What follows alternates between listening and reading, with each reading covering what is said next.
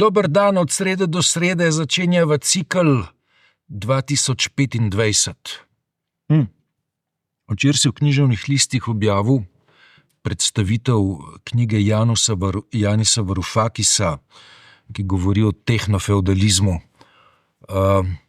Imava dve iztočenci na tehnofeudalizem.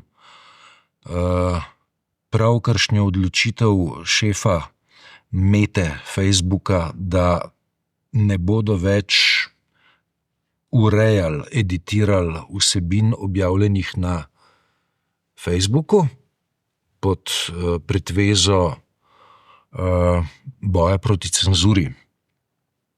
Skratka, vse gre lahko na Facebook. In dva, vpliv vedno večji, očitno, drugega tehnološkega tajkuna, Elona Muska, ki je svetovalec prihajajočega predsednika Donalda Trumpa z velikimi ambicijami, da bi urejal stvari v Evropi. Da je z Muskom začeti, z njegovimi tehnološkimi ambicijami oziroma s političnimi ambicijami, da bi kot tehnološki magnat urejal politične zadeve. Ja, lepo zdrav. Leto 25, treba ga je odpreti, zakoličati, zatrasirati in že na samem izhodišču ugotoviti, da to je leto, ki se ga jaz zelo bojim. Imaš utemeljen razlog, ja, res. Če se ti lahko pridružim. Ja, zelo pesimističen sem glede tega, mislim, kar je oblika optimizma, ker od spodaj gre lahko samo gor, ampak Ne veš pa, če smo res spodaj. Ja, to je pa tisto, nikoli ni tako slabo, da ne bi mogli če slabš. Musk je pravzaprav najbolj še utelešenje tega, kar je Varufakis v svoji knjigi napisal, pa ta knjiga ni sveža. Zdaj je bila prevedena par mesecev nazaj v slovenščino, ampak napisal je pa že prej. V bistvu je ta knjiga nastala takrat, ko sva midva Varufakisa gledala v Cukrarni. Ko je? In jo je že takrat tolmačil. Takrat že malo tematiziral, Imela sva ambicijo, da bi do njega prišla za kakšen pogovor, pa ni uspelo.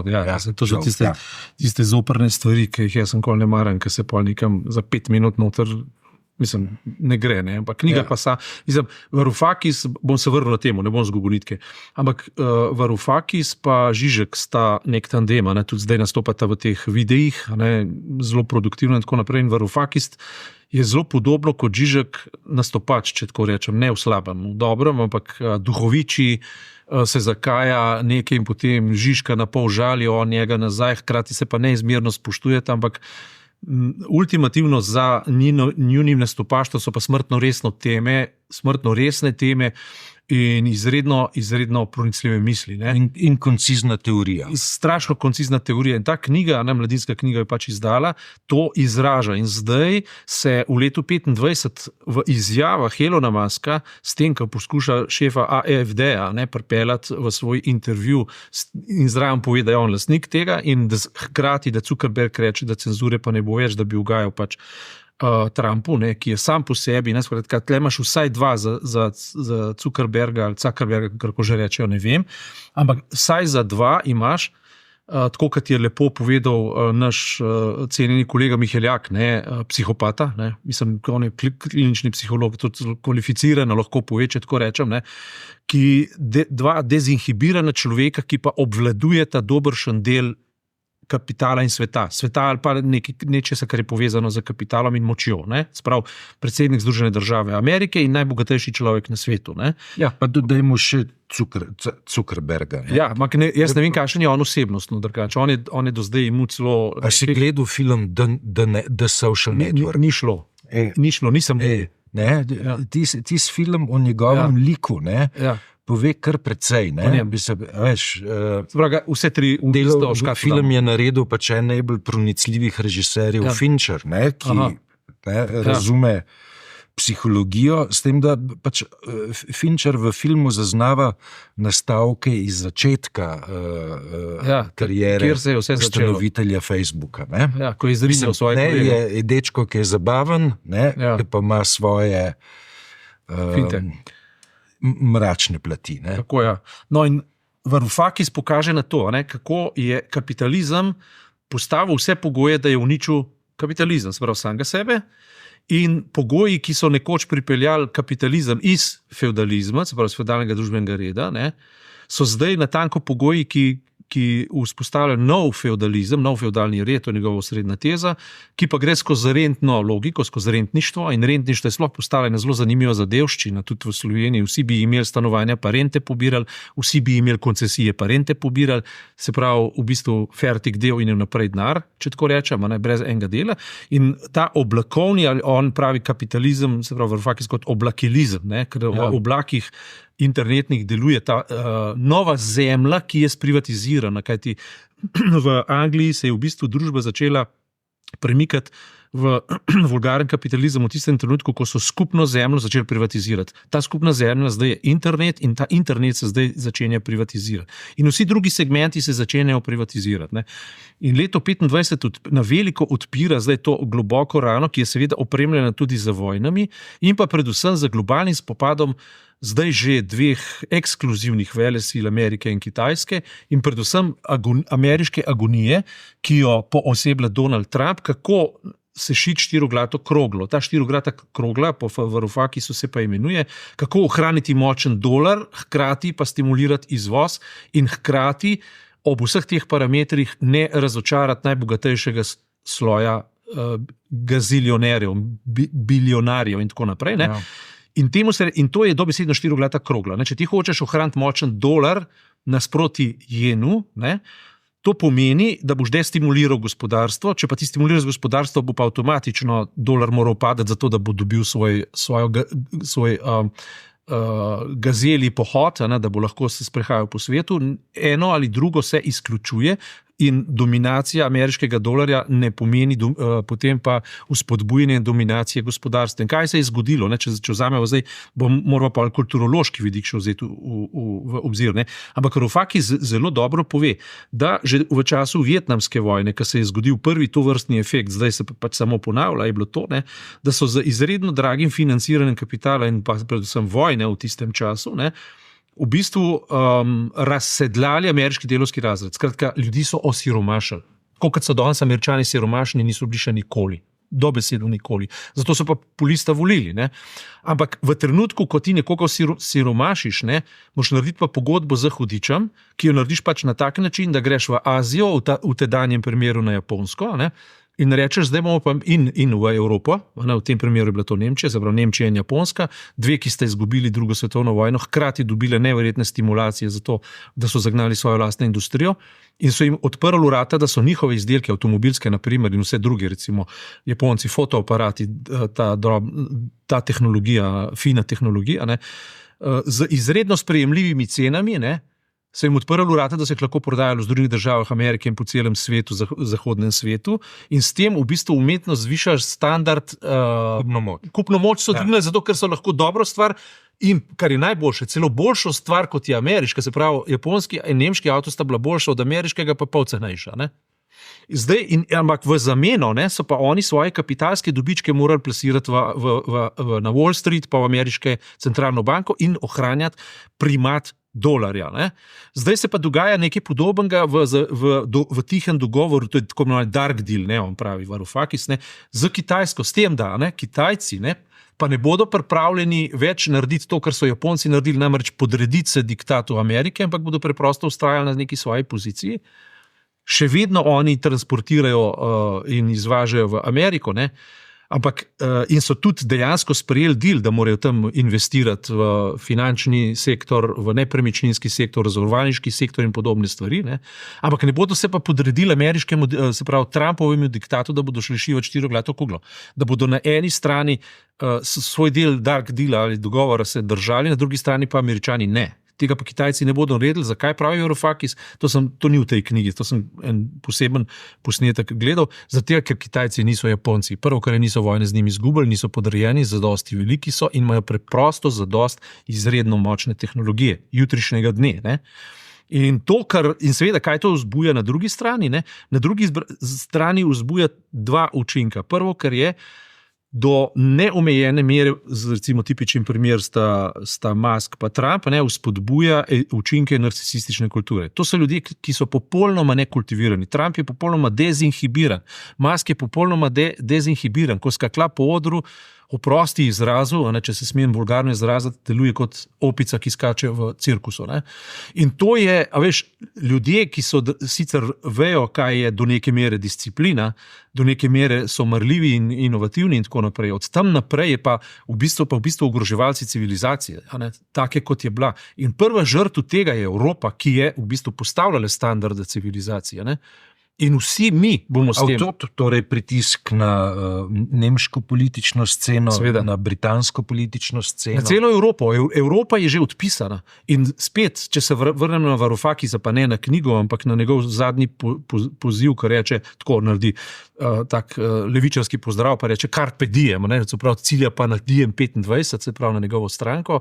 In on pove, ko smo se ustanovili, tega je koliko, 5 let ali nekaj takega. Nazaj, ja. No, in on reče, takrat smo povedali, da do leta 25 se bo Evropa ali demokratizirala, ali bo pa začela propadati. Ja, zdaj razglasil, da začenja... Od ustanovitve te stranke, Diem 25, se pravi, razvoj te stranke je brutalno presekala pandemija. In je to... In kot on pravi, ne samo pandemija, ampak še najlepša stvar, kriza 2008 do 2013, ki je kaj naredila, Evropo je podredila največji norosti in to je tako imenovane austerity measures oziroma strogostni ukrepi, ki so Evropo popolnoma uničili.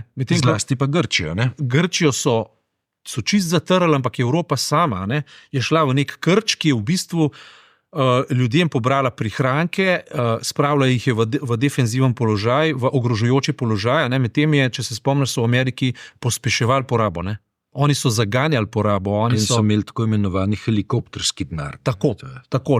In istočasno so se pa zdaj v teh novih pogojih, ker drugi so zaganjali tehnologije, so zaganjali znanost, so zaganjali razvoj, govorijo zdaj na ravni ekonomije pa na ravni tehnologije. Evropska unija je pa govorila o vrednotah razogličenja, kar je prav, ampak zdaj si pa ti zamisel, Na eni strani sem poslušal včeraj tudi ob 17, ko so govorili o energiji. Na eni strani so dajali drakonske kupone na porabo premoga, kar je samo po sebi v redu, prisegali na zeleni prehod. Zeleni prehod pa v 90% obvladuje Kitajska sa svojo, se pravi fotovoltaiko in tako naprej. 90% vsega je že v rokah Kitajske. Na drugi strani nimaš pa nič za ponuditi, Evropa je pa ostala zadaj. In zdaj v bistvu od tistih velikih načel, ko so govorili o kuponih, pa kako bodo zatrli praktično vse onesnaževanje planeta, ostaja samo umikanje nazaj v fosilna goriva. Potem nekdo je zanetil vojno v Ukrajini in jo vzdržuje, še vedno jo vzdržuje. Evropa se dela, da je faktor resničenja odloča o ničemer, razen to, da plačuje zelo drago energente. Skratka, to so pač neka taka objektivna dejstva. Na drugi strani imamo pač popolno dekulturizacijo prostora in če rečem samo Trump pa Musk, sem vse povedal. To so ljudje, ki več ne berejo, to so ljudje, ki samo še nastopajo, ki se samo še napenjajo, nimajo nobenega posluha za klasične civilizacijske vrednote, kot so marljivo delo v smislu disciplina. In ne veste, kdo je Petrarka? Verjetno ne. Domnevam, da ne. S tem se je v Evropi humanizem začel. Ja, začel se je humanizem z branjem, mislim, tle smo spet pri tem, kar midva počneva, pri pisani besedi, pri besedi, ki zavezuje, pri zavezah dana beseda mora biti, pri Kantovem kategoričnem imperativu, pri tem, na čemer sloni celotna pedagogika, se pravi sprejem ponotranjanja vrednot, sprejemanje dolžnosti, disciplina, samoiniciativnost, marljivost. In ko pridemo v oblakovni svet, kjer v bistvu obračamo samo še valute pa investicije na neki abstraktni ravni brez nekega pokritja dela, kar zdaj je in kar simbolizira tudi finančni sektor in financializiranje, pravi Varoufakis, financializiranje recimo družb in civilizacije, se na koncu pokaže en določen tip razgradnje, v katerem se kaj zgodi. To je pa zdaj v svoji novoletni poslanici povedal Bernie Sanders, zelo dobro. Kaj je danes Amerika? 0,005% bilionarjev odloča o absolutni večini ameriškega kapitala, denarja, ki imajo, ne vem, celo floto jetov, jahte in tako naprej, ne, najboljša zdravstvena zavarovanja, medtem ko se 60% Američanov bori s tem, da plačuje račune iz meseca v mesec, se odpoveduje zdravstvenim zavarovanjem, zato da ko pride v težave, pač umrejo in se ne pozdravijo. Ne. Skratka, to je situacija, v kateri pravi, da en glas ni več en glas, ampak je glas za nekoga, ki ni več od, tako je rekel Lincoln, ne, je rekel glas ljudi za ljudi od ljudi, ali nekaj takega, tako se je ta stvar zapletla, zdaj pa glas za bilionerja od bilionerja, ki plača, ki financira kampanjo in spet za njega nazaj. Ne. Skratka, to je neka realnost, ki bo na koncu pojedla male narode. In v Evropski uniji, ne, za kateri jaz mislim, da Varoufakis čisto pravilno ugotavlja, da se že razkraja, ne, se kaj na drugi strani dvigujejo glave, ki propagirajo veliki nacionalizem onega tipa iz 30 let. Tipičen primer je Madžarska, ne, ko Orban zdaj že odkrito kaže svoje zemljevide, spravo depresijo. Podarja jih, ne, ja. in spravo depresijo že Hrvate. Novoletno darilo. In to bo zelo zanimivo, recimo, ne, ker Slovenijo bi on tudi celotno Prekmurje bi verjetno pookupiral, ne, domnevam. In mi bomo dobili, kot kaže, ne, kot v Ameriki Trumpa, bomo mi na naslednjih volitvah dobili enega Orbanovega prijatelja, to je Janšo. Ne. Naj takoj za oba rečem, za Orbana in za Janšo, ne, da one dva nista hudiča per se, ne, ali pa dva zla človeka, ki bi ustvarjala nekaj samih sebe. Ona sta proizvod nekih okoliščin, ne, in to je ključ vsega dogajanja. Ampak, ko bo to tako prišlo, kako bo novi premier Janša branil Slovenijo pred svojim najboljšim prijateljem, ne, ki zdaj že odkrito govori, da hoče priti v Vojvodino, hoče priti na Hrvaško, hoče priti v Slovenijo, hoče priti v Romunijo in še kam, ne. Skratka, in verjetno tudi v Ukrajino, domnevamo, ne. Če pogledaš zemljevid, ne, je en del tega zemljevida na sedanjem ukrajinskem ozemlju. No, vidiš, ne? Ja. Skratka, in to, ne, da se pravi, ta narcisistična kultura, ki je zdaj samo udarila in tako naprej, ne, mislim, se tukaj bi pa zdaj, če odpreva leto 25, ne, tukaj bi se dal zdaj 1 uro govoriti o šolskem sistemu, potem, kako je treba v šolah nazaj uvesti branje časopisov, branje knjig, kako je treba, mislim, jaz se spomnim, ko smo bili mi v srednji šoli, pri estetiki nas je učitelj, profesor, smo jim mogli takrat reči, ne, te je vprašal, ne samo po tistem, kar si pač moral znati, ampak si moral najprej oddeklamirati, katere likovne razstave so najpomembnejše v Sloveniji, posebej v Ljubljani. V tem trenutku. V danem trenutku, in to si moral v Delu prebrati. V Delu si moral to prebrati, a si prebral v Delu sem pod naštejmi in potem, ko si to oddeklamiral, si šele vrata odprl, da lahko obnoviš znanje, ki je bilo potrebno za. Ne? Skratka, tega danes ni in jaz mislim, ne, da se v bistvu obramba nacionalnega sistema začne z obrambo nacionalne kulture, obramba nacionalne kulture se začne pa z velikim poudarkom spet na temeljnih šolskih vrednotah, pedagoških, izvirajočih iz Kanta, ne. V branju knjig, v branju časopisov, v kritični misli, ki izvira iz tega, ne. Hočem to povedati, kako pomembno se je, jaz mislim, da to, kar Asta Vrečko zdaj počne z novim zakonom, nisem ga preštudiral, ampak kar slišim, to ni nekaj slabega. To je v to smer, ne? Da poskuša stimulirati časopise, branje in prodajo časopisov, ne? In vzpostavljati neke pogoje, da se časopise ne znajdejo samo na trgu, ampak da se ve, da so nacionalnega pomena, to, kar delajo posod po Evropi že, ne? Ampak to ni poanta. Poanta je v obrambi kulture, ne? V obrambi civilizacije, in Evropa je v odhajanju. Mislim, mi se sploh ne zavedamo, kako ima Varoufakis prav. Ne? Varoufakis, ki drugače deluje kot klovn, ampak on je povedal, ne, da leta 2025 je postavil nek rok, verjetno tudi zato, da ustreza njegovemu imenu, domnevam, da je meham to populistično, ampak kakorkoli že.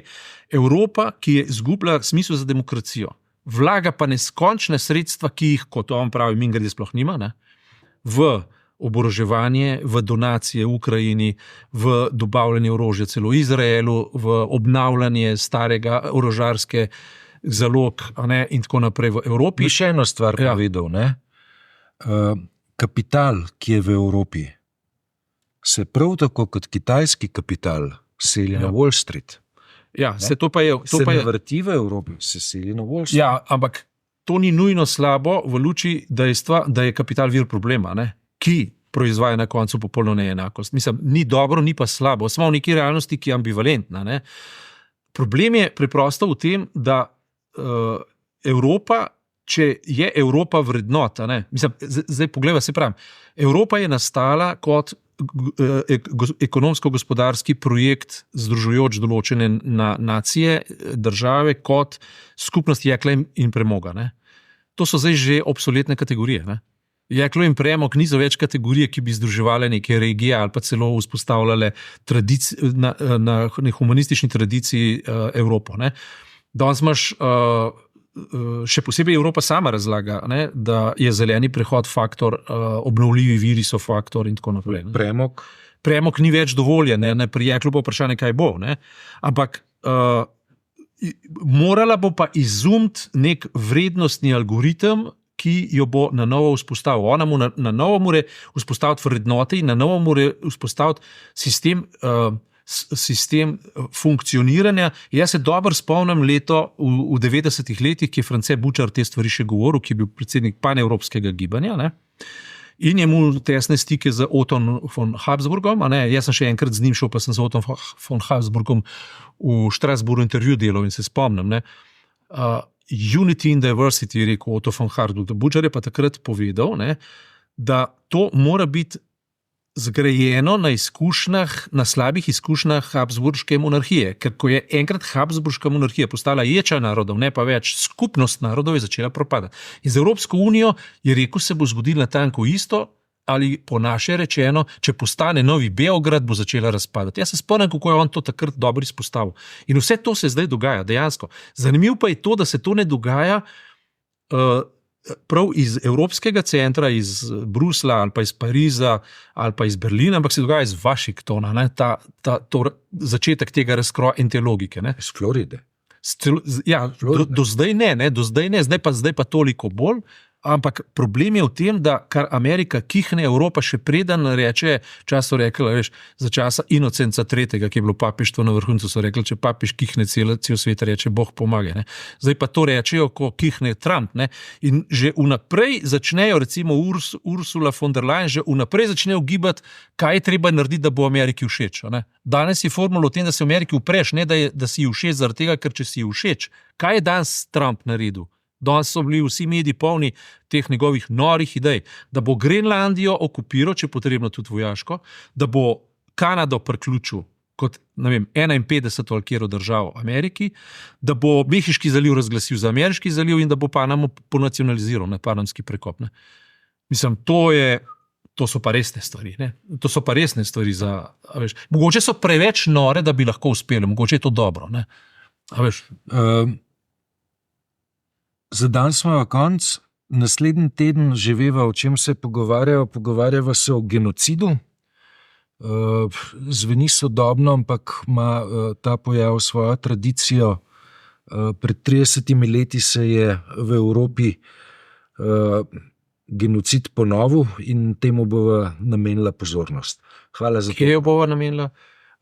Pogovarjala se bova v eni od dvoran islamske verske skupnosti, in sicer v torek, v poznih popoldanskih urah, to bo izjemen dogodek. Občinstvom. To bo pred občinstvom in to bo izjemen dogodek. Tako je. Hvala.